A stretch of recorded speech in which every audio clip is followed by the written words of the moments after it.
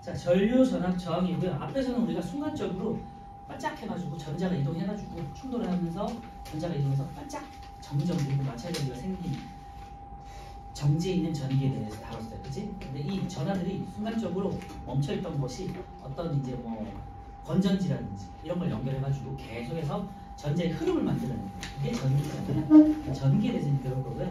전기는 크게 전류, 전압, 저항에 대해서 알아볼 거예요. 전류, 전압, 저항. 지금 앞 페이지는 전류와 전압까지만 나와 있고 뒤에 이제 저항까지 나와 있는데 한꺼번에 정리할게요. 전류는 전기의 흐름이에요.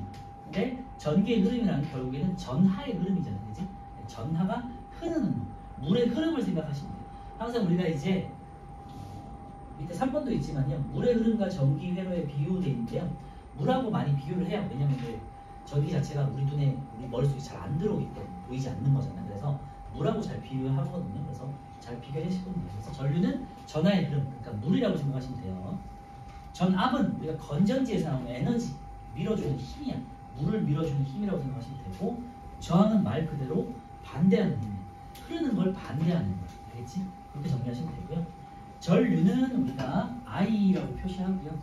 전압은 V라고 표시하고 저항은 R이라고 표시해요. 그래서 이 단원에서는 전류와 여기 기호를 잘 기억하셔야 되고 뒤에 나올 단위도 잘 정리해 주셔야 돼요. 전류의 이 I는 불어로 색이라는 뜻이에요. 물에 무슨 흐름의 색이 할 때 그 약자거든요. 그래서 I.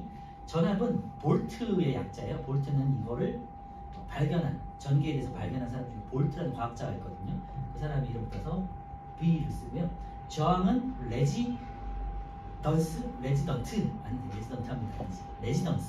레지스탕스라고 해가지고 2차 대전 때 프랑스에서 저항군을 레지스탕스라고 했잖아요. 레지스트 저항하다, 알겠지? 레지스트 저항하다, 반대하다, 반항하다 이런 뜻이 있잖아요. 그리고 이게 이제 명사가 되면 레지스턴스가 되겠지. 어쨌건 그래서 저항하다, 반대하다의 의미에서 R을 따서 R이라고 하는 거예요. 그래서 다시 말씀드리지만 뭐 전류, 전압, 저항에 대한 우리 한글 이름도 알아야겠지만 과학 이름도 알아야겠지만 요 I, V, R도 무조건 알고 계셔야 돼요. I는 세기에 대한 약자, V, 볼트 약자, 그 다음에 레지스트의 약자. 전류부터 볼게요. 전하의 흐름이고요. 아까 제가 말씀드렸던 뭐 더 세부적으로 하면 전자의 흐름이기도 해요. 음전하의 흐름. 물이라고 생각하시면 되고요. 그리고 단위로는 우리가 암페어를 쓸 거예요. 암페어는 과학자 중에, 프랑스 과학자 중에 앙페어라고 있어요. 앙페르 소리. 앙페르라는 과학자가 이거에 대해서 알아봤기 때문에 그 앙페르에서 A자를 따서 단위가 A라고 해요. 단위. 그리고 읽을 때는 암페르라고 읽어요. 기억하세요. 전류의 기호는 I고 단위는 암페어. 사람 이름이 앙페르고 단위는 암페어. 그리고 1암페어는 1000 밀리라는 단어 알죠? 밀리 암페어와 같다. 잘 기억해 주시고요. 그래서 전하, 전자의 흐름이라고 생각하시면 되고요. 여기서 중요한 건요, 전류의 방향과 전자 이동 방향이 다르다라고 되어 있는데요. 요거는 일단은 뭐 밑줄부터 볼게요. 전류의 방향은 전자의 이동 방향과 반대다 되어 있는데 거기다가 밑줄에 놓으세요. 그리고 위에 전류의 단위 암페어에다가 동그라미 쳐놓고요. 제일 중요한 내용 중에 하나예요. 단위. 또 전기라는 건요, 도선 혹은 회로를 따라 흐르는 거잖아. 그래서 도선을 통한 전자의 흐름 혹은 전하의 흐름을 전류라고 정의한다. 알겠죠? 그리고 단위는 암페어고 1암페어는 1000mA다. 여기까지 기억해 주시고, 그 다음에 밑에 있는 내용 뭐냐면요, 제가 아까 전에 전류라는 거는 실질적으로는 전자음은 전하의 흐름이라고 했잖아. 음전의 흐름이라고 했잖아. 그치?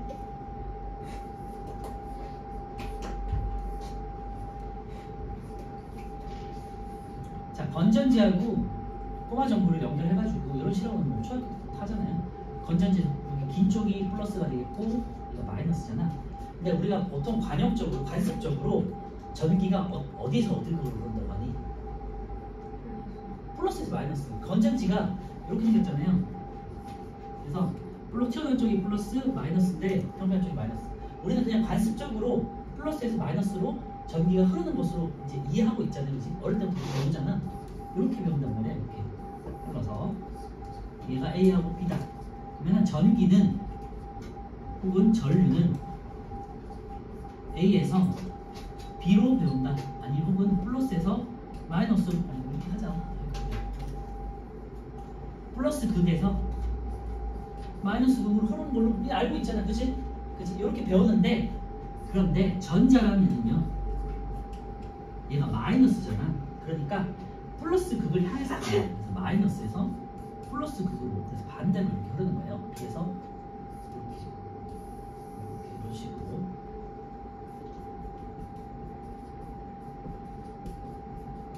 그 이유는 뭐냐면요, 우리가 과학자들이 전기에 대해서 알아보기 전에 전자를 찾은 건 나중에. 그래서 전기라는 거를 찾은 사람들이 뭐 있었잖아요, 예전에. 그리고 에디슨이나 이런 사람들은 그 찾은 결과물을 가지고 전구도 만들고 전기 기구를 만든 거잖아요. 그때 그냥 관습적으로 플러스에서 마이너스로 흐르겠지라고 그냥 정해놓은 거야, 이미. 알겠지? 그래서 건전지는 여기서 플러스에서 마이너스로 흐르는 걸로 정해놓은 거야, 이 사람들. 전기를 처음으로 발견한 사람들은. 그런데 나중에 현대과학에서 전자라는 것이 나중에 발견됐기 때문에, 근데 알고 보니까 전자는 음의 성질을 가지고 있고 양극을 향해 간단 말이에요. 그죠? 그래서 원래는 마이너스에서 플러스로 전자가 이렇게 흐르는 게 맞아. 그지? 그런데 우리는 그냥 과학을 배울 때 관습적으로 그냥 플러스에서 마이너스로 전기가 흐르는 걸로 하자. 왜? 애시당초에 그렇게 정해버렸기 때문에. 알겠죠? 그래서 두 가지를 같이 쓰는 거예요. 실질적으로는 전자의 흐름이 맞는데, 그냥 전류의 흐름을 따질 때는 그냥 플러스에서 마이너스로 흐르는 걸로 합시다라고 정해놓은 거예요. 알겠죠? 그래서 여러분들은 어쩔 수 없이 그냥 둘 다 배우는 거예요. 그래서 오른쪽에 플러스 각이 두 번째 보면 전자의 이동 방향과 전류의 방향이 반대에 따라 되어 있는데요. 과학자들은 전자의 존재를 알기 전에 전류의 방향을 플러스극, 마이너스극으로 정했다. 이미 정해버린 거야.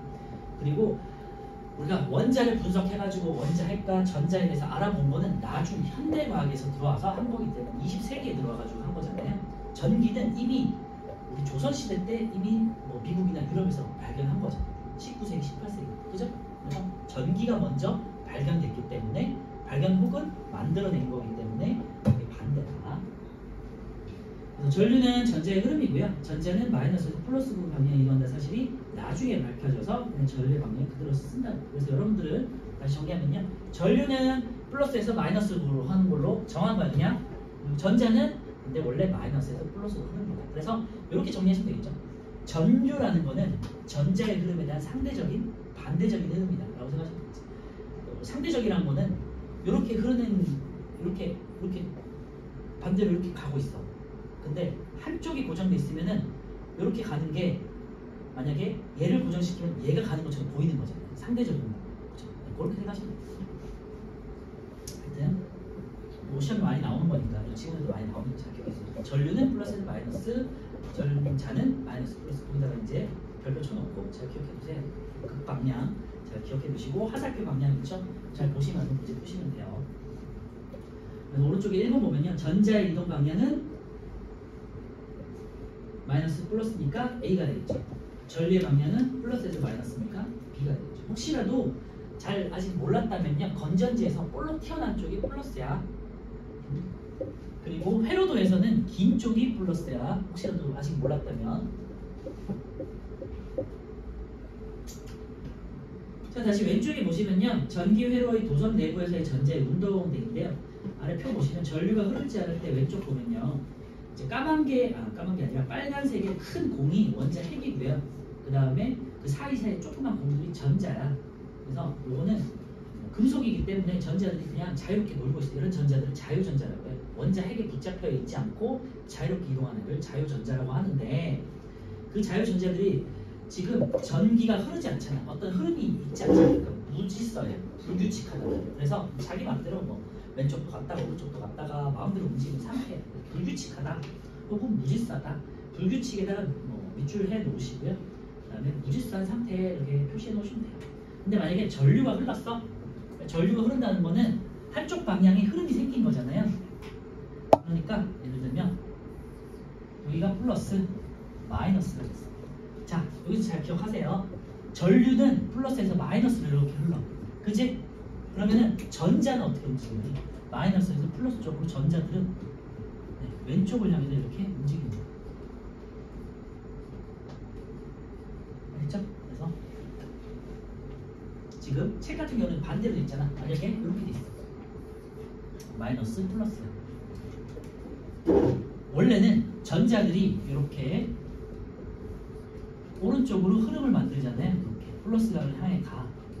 그래서 상대적으로 우리 사람들 입장에서는 플러스에서 마이너스 쪽으로 물길이 흐르는구나 해석을 한다고. 알겠지? 그래서 전자의 흐름과 전류의 흐름은 반대 방향이니까 그거를 그리면 요 그림 제일 많이 나오는 것 중에 하나거든요. 자, 기억해 주시고 오른쪽 2번 바로 확인해 볼게요. 자, 오른쪽 그림은 도선 속에서 전자들이 운동하는 모습을 나타낸 거고요. A하고 B에서 전자가 조그만 공이 파란색 공이 전자야. 전자가 어느 쪽으로 이동하고 있다? 오른쪽으로 이동하고 있잖아. 그러니까 B가 플러스가 되는 거야. 그죠?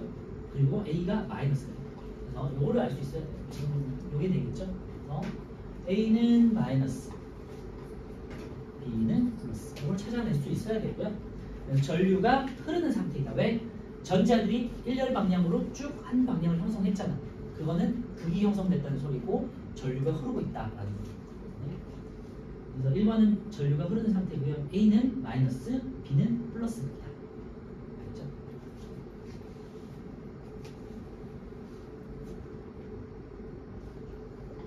자, 그래서 전류에 대해서 한번 정리해봤고요. 전류는 전하의 흐름이고 일종의 물의 흐름이라고 생각하시면 돼요. 머릿속에서는 물이 흐르는 관을 타고 물이 이렇게 흘러간다라고 생각하시면 돼요. 그래서 단위는 암페어고요. A를 쓴다. 기호와 단위 잘 기억하세요. 기호와 단위 달라. 기호는 I, 세기의 약자고요. 물길의 세기, 뭐의 세기, 힘의 세기, 할 때 그 세기야. 그게 불어 중에 이 사람도 불어잖아. 이걸 발명한 사람이 이걸 지었기 때문에 여기서 이름을 따서 한 거기 때문에 I, 불어를 쓰는 거죠. 그리고 과학은요. 원래 18세기, 17세기, 18세기, 19세기까지는 영국이나 프랑스, 독일 이쪽에서 다 발견을 하기 시작했었어요. 구대에서. 그런데 20세기 이후에는 미국에서 과학이 더 번창하고 성장하게 되죠. 그래서 뭐 불어라든지 이런 게 많아 예전에. 어쨌건 정리하세요. 그 다음에 전압은요. 이제 물을 흐르게 만들어주는 능력 또는 힘이에요. 그래서 전압은요. 전기 회로에서 전류를 흐르게 하는 능력대인데 거기다가 또 줄여놓으시고 건전지 생각하시면 돼요. 건전지가 뭐 있니? 에너지를 가지고 있잖아. 그 에너지를 가지고 전류를 흐르게 만드는 거죠. 그치? 그래서 전류를 흐르게 하는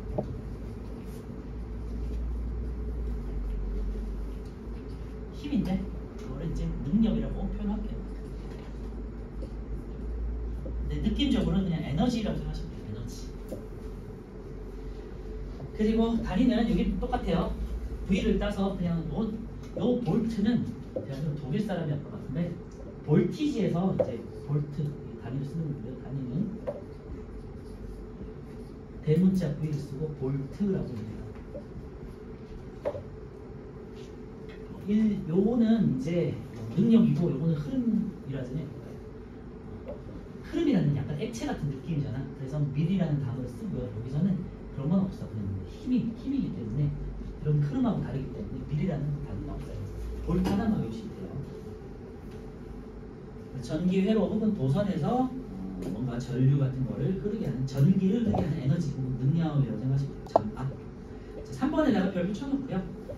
여러분들 시험이라든지 수행평가라든지 수행에서는 또 이렇게 설명하는 게 나오기 때문에 물과 전기를 비유하시오 이런 것들이 나옵니다. 그래서 각각을 한번 볼게요. 이제 구성을 보시면요. 구조를 보시면 물의 흐름과 전기 회로에서 펌프는 아까 제가 말씀드렸지만 펌프는 발전을 시켜가지고 물을 흐르게 하는 거죠. 그치? 그러니까 건전지가 되겠지. 그래서 건전지 옆에다 에너지 써놓으시면 되고요. 전기 회로의 입장에서는 전지와 같다. 그리고 밸브는요. 여기 돌려가지고 물을 잠그는 거잖아요. 그래서 회로에서는 우리는 스위치라고 해가지고 연결했다가 껐다가 연결했다가 껐다가 하는 거 있죠. 스위치가 되겠죠. 그리고 물의 높이차가 있죠. 물의 높이차가 이제 전압이 돼요. 이제 수압이라고 해가지고 물의 높이차 옆에는 이제 수압을 써놓으세요.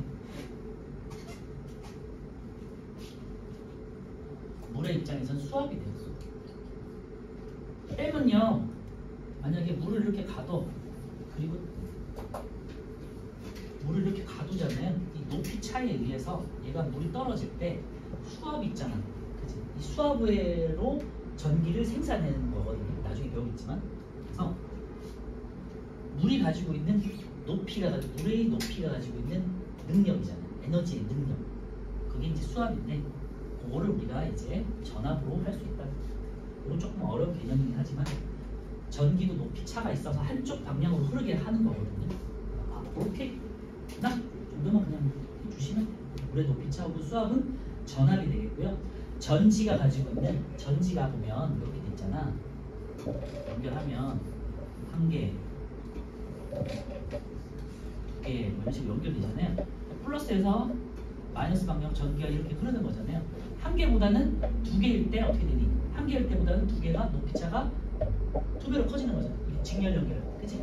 이런 식으로 일종의 높이차, 이걸 그냥 세워놓고 생각하시면 돼요. 이게 이제 수압에 대비되는 개념으로 전압이라고 한다.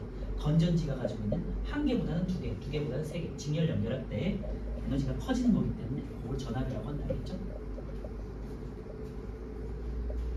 그리고 물레방아는요, 이제 물이 돌아가지고 물레방아를 수압으로 이렇게 물레방아를 이렇게 돌리잖아. 그치? 전기 회로에서는 전기가 돌아가지고 전구를 켜게 하죠. 아니면은 뭐 선풍기 같은 걸 돌리게 하고, 그죠? 뭔가 도구가 되겠죠. 물이 흘러서 도는 물레방아, 전기가 흘러서 불이 켜지는 전구, 이렇게 생각해 주시면 되고요. 전구는 저항인데, 오늘 뒤에 가서 할 건데 전구 옆에다가 이 저항을 꼭 써놓으세요. 저항이라고 써놓으세요. 왜냐하면 저항이라는 게 에너지를 갉아먹어서 다른 용도로 써먹는 거잖아. 에너지를 써먹는 거잖아. 그러니까 방해하는 힘이거든요. 일종의. 그래서 앞으로 저항이라고 그러시면 뒤에서 저항이 나오면 전구 같은 거 생각하시면 돼요. 그리고 물이 흐르는 수도관은요, 뭐 당연히 이제 전기 회로에서는 전선 혹은 도선이 되겠죠.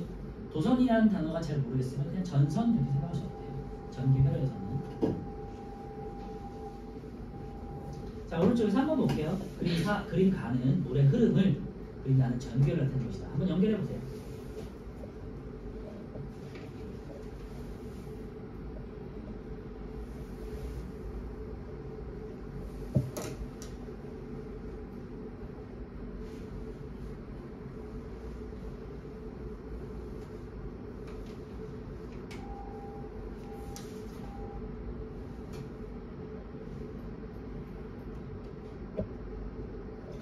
자, 펌프는 전지가 되겠고요.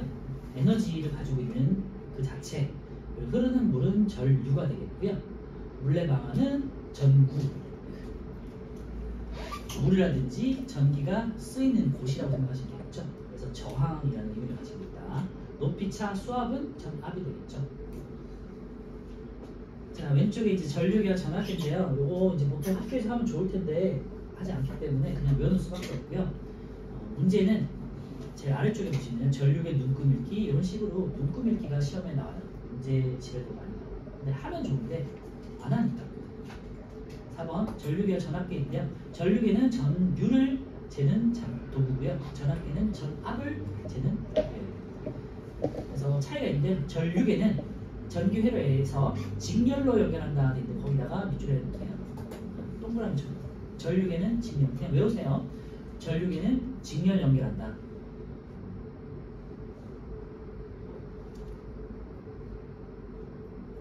이유는 저항 때문이긴 한데 뭐 여러분들 거기까지는 알 필요는 없고요. 저항이 작아서 직렬로 연결한다라는 건데 몰라도 돼요. 그냥 전류계 직렬 연결. 그리고 직렬 연결이라는 건요, 플러스와 마이너스로 직접적으로 연결하는 거라서 뭐 그림에서도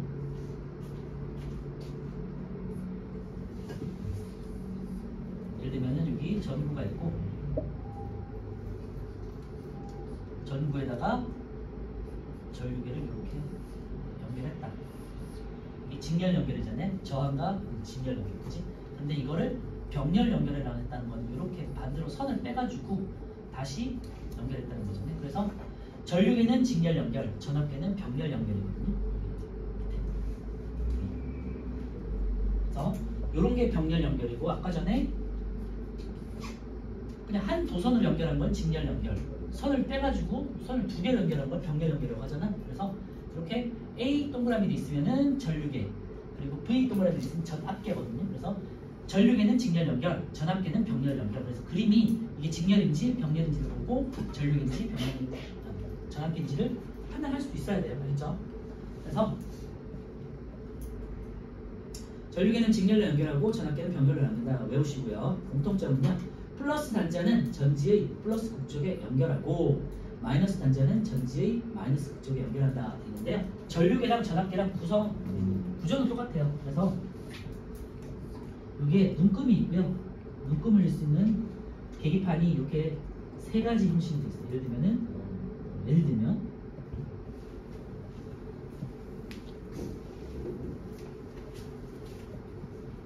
제일 큰 게 위쪽에 예를 들면 5A, 그 다음에 500mA, 500mA라는 0.5A예요. 그 다음에 50mA, 0.05A가 되겠지. 이게 계기판에 1, 2, 3 뭐 이런 식으로 되어 있어. 그리고 아래쪽에 왼쪽에 단자가 3개가 있고요. 오른쪽에 단자가 하나가 있어. 그리고 얘네가 까만색이야. 그리고 얘는 마이너스 단자예요. 그리고 빨간색이 플러스 단자예요. 그래서 건전지를 연결, 이게 되게 헷갈릴 수 있는데요. 건전지를 연결할 때 플러스는 플러스끼리, 마이너스는 마이너스끼리 연결해요. 그래서 이렇게 표시해요. 이렇게. 플러스는 플러스끼리, 마이너스는 마이너스끼리 이렇게 연결을 해야 돼요. 알겠지? 근데 만약에 우리 마치 플러스니까 마이너스 연결해서 이렇게 돌아가야 될 것 같잖아요. 건전지처럼. 그게 아니라 플러스는 플러스에다가 마이너스는 마이너스 이렇게 연결합니다. 알겠지? 그리고 여기에 보시면 제일 아래쪽을 먼저 볼게요. 그래서 5A, 여기가 500mA, 50mA 돼 있을 거예요. 그래서 연결을 할 때 가장 큰 거부터 먼저 연결한 거예요. 아무데나 이렇게 연결해 보는 게 아니고 가장 큰 거부터 연결해서 했는데 만약에 범위가 넘어가 버려. 그럼 다음 거는 5A 했는데 이게 범위 안에 안 들어와. 그러면 500mA에다가 연결해 보는 거예요. 그러면 그런데도 안 나와. 범위 안에. 그러면 마지막에 여기다 연결하는 거예요. 그렇지? 그래서 만약에 500mA에다가 이렇게 연결했어요. 500mA에다가 이렇게 연결했어. 그랬더니 범위가 이렇게 나와. 그럼 여기 있는 범위를 읽으시면 돼요. 500mA짜리 두 번째 있는 칸을 찾아가지고. 그렇죠? 전압계도 똑같아요. 그래서 어쨌건 눈곱 읽는 거는 해당되는 바늘이 가리키는 범위를 찾아서 읽는다. 그거고, 그리고 플러스는 플러스끼리, 마이너스는 마이너스끼리. 왼쪽에 까만 거는 마이너스, 오른쪽에 빨간 거는 플러스. 이 정도 기억하시면 돼요. 그래서 그거를 오른쪽에 문제가 있으니까요. 5번 한번 풀어볼게요. 4번도 같이 풀어보세요. 4번, 5번.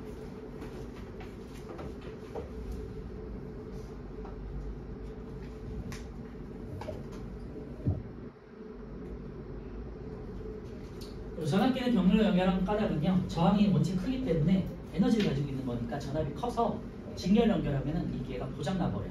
그래서 병렬로 빼가지고 저항을 분산시키기 위해서 하는 건데 그 정도는 몰라도 되고. 전류계는 직렬 연결. 외우세요. 전류는 직렬, 전압은 병렬. 그냥 외우는 수밖에 없어. 여러분 직접 안 하니까 그거는.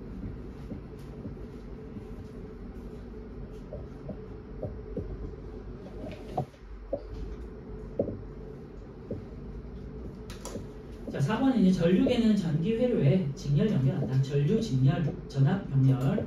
전류계와 전압계의 플러스 단자는 플러스극, 마이너스 단자는 마이너스극. 값을 예상할 수 없는 전류를 측정할 때는 전류계 마이너스는 가장 큰 거부터 그냥 먼저 연결해 본다고 알겠죠? 그래서 큰 단자에 먼저 연결한다. 자, 5번은요. 전류의 세기는 지금 밑에 어느 단자에 연결되는지 봐봐요. 마이너스 단자 중에 가운데에 있어. 500mA 연결돼 있죠? 그러니까 500mA는 5A, 500mA, 50mA 중에 가운데 두 번째 거 있지. 두 번째 거에 있는 범위를 읽으시면 돼요. 그래서 400mA라고 했지. 그러니까 이거를 암페어로 바꾸시면 400mA니까 암페어로 바꾸면 0.4A 이렇게 써야 되죠. 그래서 단위도 잘 체크해 주세요.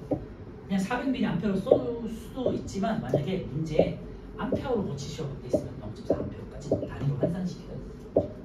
그래서 학교에서 이렇게 해서 틀리는 경우도 있으니까 참고해 주시고, 전압의 크기에서는 오른쪽에는요 이번에도 마찬가지로 30V, 15V, 3V 중에서 15V 연결되어 있는 거잖아. 마찬가지로 가운데 보니까 15V, 10과 15 사이에 있으니까 12.5V가 되겠죠.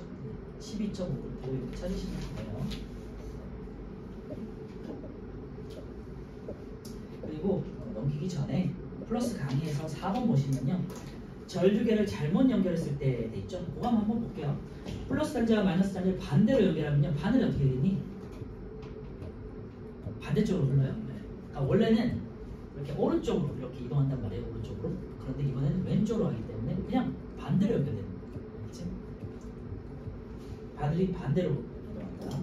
그리고 최대 전류값이 작은 마이너스부터 연결했을 때 바늘이 측정할 수 있는 범위를 넘어가므로 전류 세기를 측정할 수 없다. 그러니까 범위 내에 안 들어오기 때문에 그래서 큰 거부터 하시라는 의미예요. 62페이지에 전기 저항까지만 볼게요. 전기 회로에서 전류라는 건 전하의 흐름이 있고, 전하가 이렇게 흘러, 전자가 흐르는 거야. 이렇게 전자들이 이동해서 막 흐르는 거를 방해하는 거예요. 그래서 거기다 밑줄에 놓고 전류가 흐르는 것을 방해하는 거예요. 자, 전류가 이렇게 흘러. 그런데 이렇게 밀어주는 힘이야. 이게 전압이야. 이렇게 밀어줘. 그렇지? 그런데 여기에 중간중간에 먼저 핵들이 있고 뭔가 여러 가지 물질들이 있잖아. 그러니까 이렇게 물이 흐르는 걸 이렇게 막아줘. 막는 애들이 있지. 얘가 저항이에요. 그러니까 전압하고 저항은 같은 힘만큼 반대로 작용하는 거예요. 일종의 마찰력 비슷하게. 그냥 느낌적으로 마찰력으로 생각하시라는 거지 정확한 건 아니죠. 그래서 저항은 전류의 흐름을, 전류를 방해하는 오늘 힘이 아니고 어떤 물질들 사이사이에 있는 원자 핵이라든지 그런 것들이잖아요. 그러니까 정도예요. 정도. 라고 하고요. 단위가 중요한데요.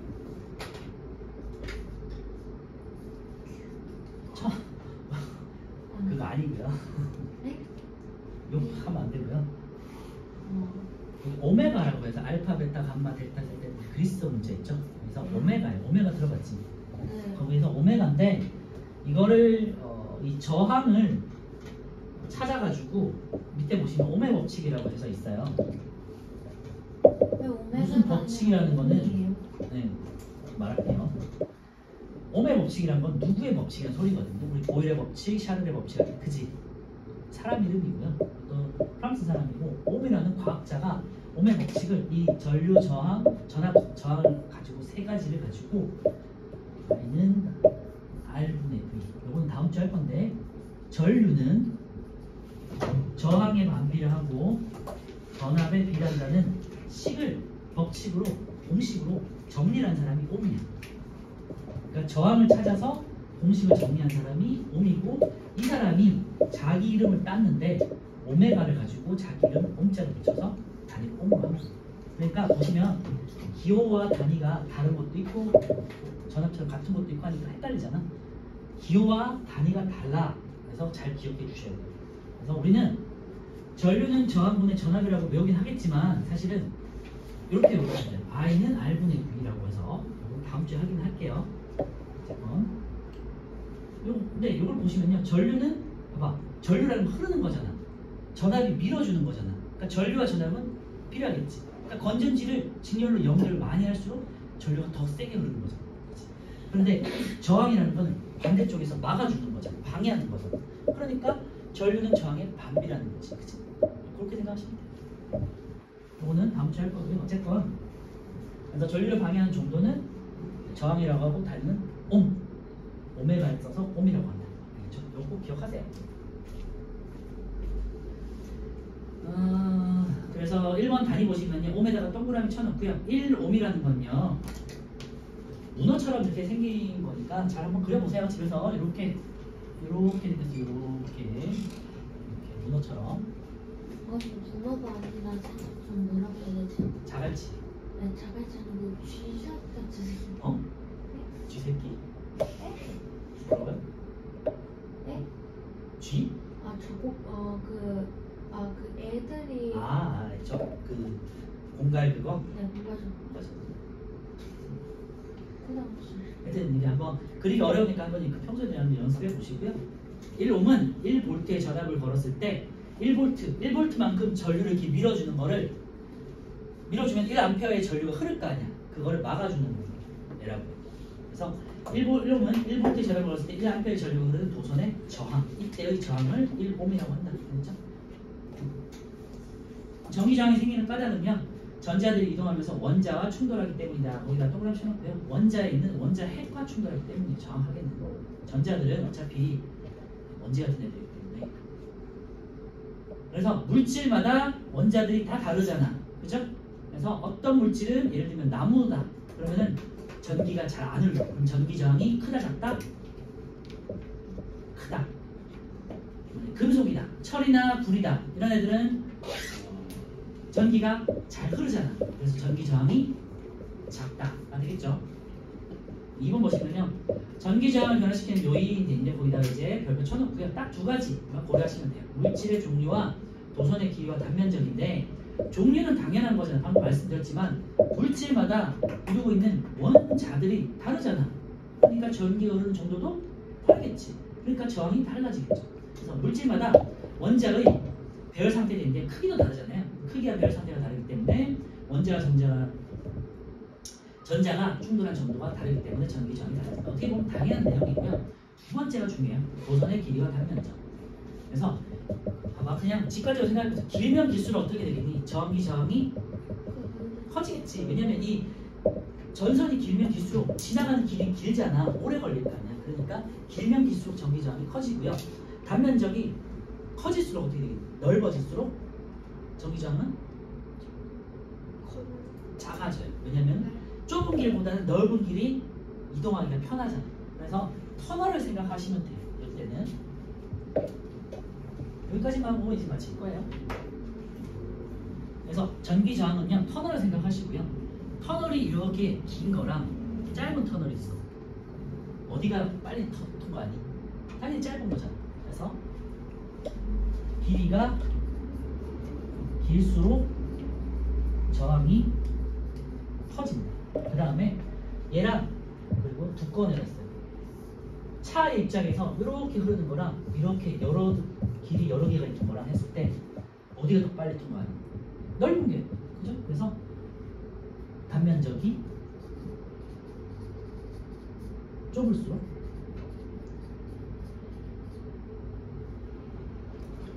저항이 커진다. 그지? 그래서 길이에 대해서는 길수록 저항이 커지고요. 단면적은 좁을수록 저항이 커진다.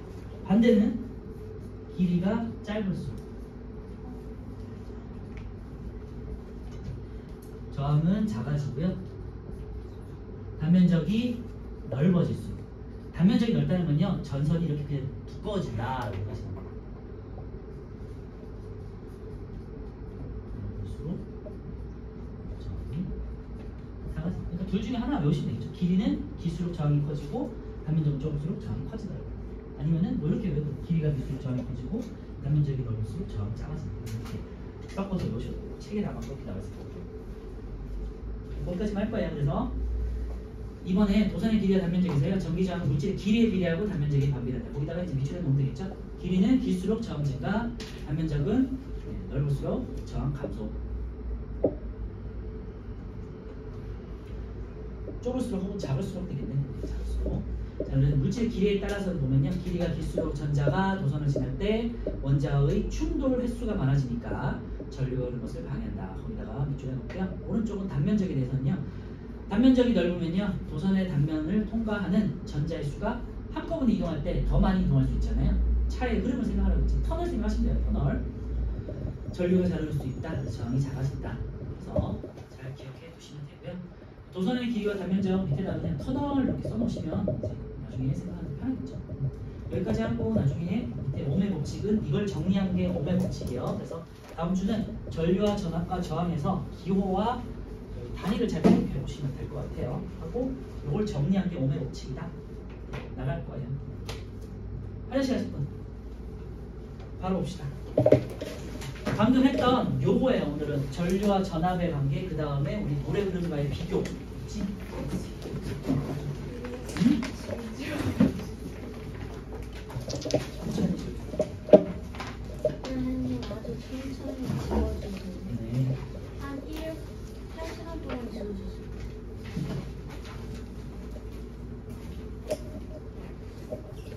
안 넣어줘, 안 넣어줘.